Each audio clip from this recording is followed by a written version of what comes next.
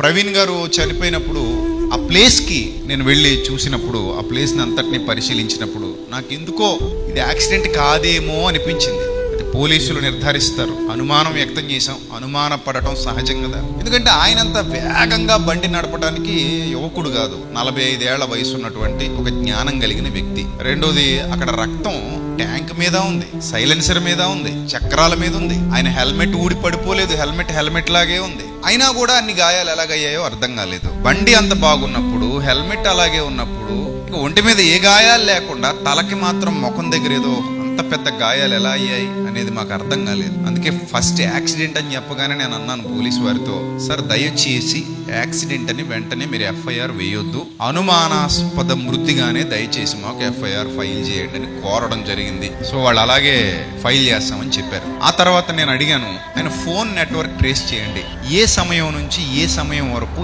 ఏ network లో ఆ phone ఉందనేది మీకు తెలిసిపోతుంది కదా, ఆ డీటెయిల్స్ ఇవ్వండి. అలాగే సీసీటీవీ కెమెరాలు జాగ్రత్తగా పరిశీలన చేయండి. అంటే అవన్నీ తీస్తున్నాం సార్, తప్పకుండా మేము అన్నీ మీకు చూపిస్తాం అని చెప్పారు. మేము ఇంకొక రిక్వెస్ట్ ఏం చేసామంటే, పోస్ట్ మార్టం కొన్ని ఎవరినైనా పెద్దలను దగ్గర పెట్టుకుని జాగ్రత్తగా జరిగించి, ఒకవేళ నిజంగా ఇది హత్య అయితే కనుక ఖచ్చితంగా నిందితుల్ని కఠినంగా శిక్షించాలి, మరో సేవకుడికి ఇలా జరగకుండా చూడాలి, మరో విశ్వాసికి ఇలా జరగకుండా చూడాలి అని చెప్పడం జరిగింది.